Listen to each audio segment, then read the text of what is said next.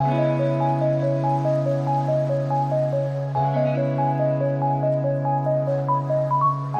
à tous, nous voici dans cet nouvel épisode de Psychologie de comptoir. Alors avant toute chose, je voulais vous remercier encore une fois pour votre soutien, pour vos commentaires. N'oubliez pas de donner votre avis, de partager, de liker et de vous abonner.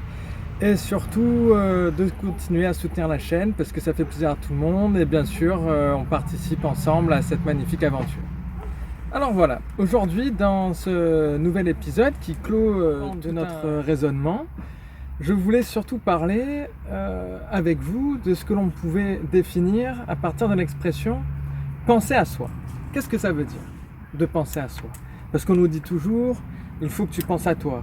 C'est une phrase comme ça, dès qu'on commence à raconter un peu notre vie, dès qu'on commence à raconter un peu nos problèmes à des gens, dès qu'on commence à être fatigué, dès qu'on commence à être trop nerveux, à chaque fois on entend cette phrase « non mais là il faut que tu penses à toi » ou « maintenant c'est le moment de penser à toi » ou alors « non mais là ce que ça veut dire c'est que tu dois penser à toi, il faut arrêter de t'oublier ». Mais en vrai qu'est-ce que ça veut dire? Parce que oui d'accord, hein, quand on nous dit de penser à soi, ça signifie quoi? On pense trop aux autres, ouf, on reste un peu flou, mais une vraie journée. Une journée que l'on a pour nous. Qu'est-ce qu'on fait majoritairement? Finalement, quand on dit tiens, je me réveille ce matin, je pense à moi, finalement on fait le ménage, finalement on fait les courses, finalement on s'occupe des enfants, finalement on regarde nos mails, finalement on trie le courrier, etc. Et on finit la journée et on n'a pas pensé à soi. Et puis moi j'ai eu des personnes en entretien clinique à qui j'ai sorti cette phrase. Et qui m'ont sorti, mais ça veut dire quoi? Qu'est-ce que vous entendez par là? Hein, je pense à moi, mais je pense à moi. En pensant aux autres, je pense à moi. En travaillant bien, je pense à moi. Qu'est-ce que ça signifie? Alors moi, ce que je voulais rappeler par cette phrase, c'était que, d'une part, entreprendre le travail que l'on fait depuis le début, ce n'est pas être égoïste.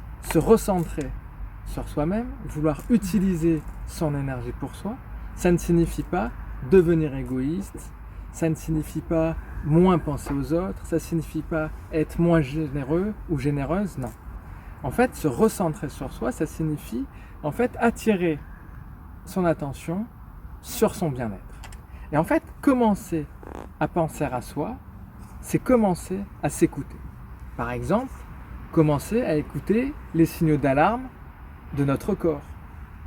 Combien, que ce soit toi, que ce soit moi, on a passé de journées, d'heures à être fatigué et à se forcer, à repousser le sommeil, à en faire encore plus. On sait à l'intérieur de nous que c'est trop, mais on dit quand même oui. On a envie de dire non par rapport à une activité, on sait qu'on n'en a pas la force et on se force quand même à le faire.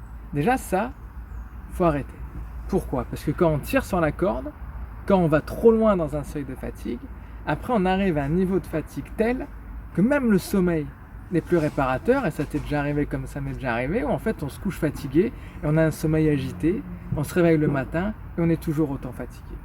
C'est-à-dire que commencer à penser à soi, c'est faire attention à ce type de signal.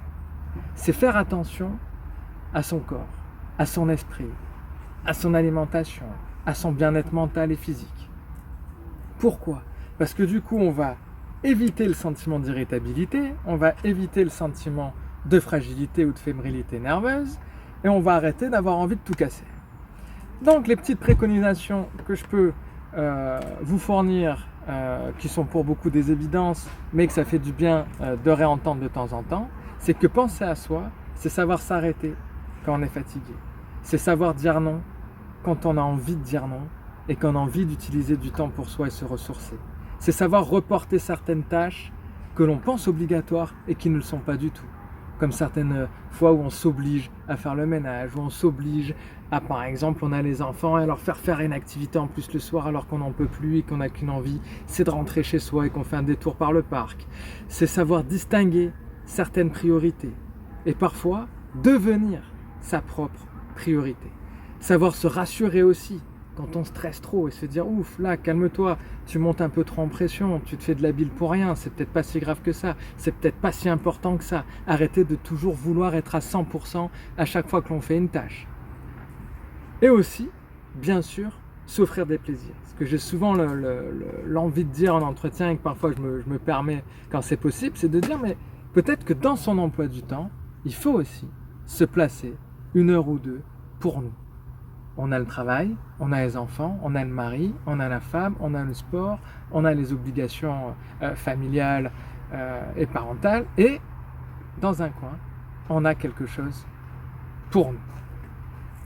Et par exemple, y placer une journée au spa, une journée à la plage, une journée en nature, une journée à flâner au lit, tout simplement. Parce que la conclusion, c'est quoi? C'est qu'il faut se dire que s'occuper de soi, c'est une obligation comme une autre. Et surtout, quand on a tendance à agir pour les autres, se dire, mais il faut que je puisse me ressourcer. Il faut que je puisse me revitaliser pour justement pouvoir donner et être présent pour les autres. Voilà, la vidéo se termine sur ces jolis mots. N'oubliez pas de commenter, de donner votre avis, me dire tout simplement ce que vous en pensez, partager vos expériences. N'hésitez pas à faire tourner aussi les épisodes, ça peut faire du bien à tout le monde. Et puis, évidemment, partagez aussi vos témoignages. J'espère que vous allez bien, je pense fort à vous et je vous dis bonne route. À bientôt.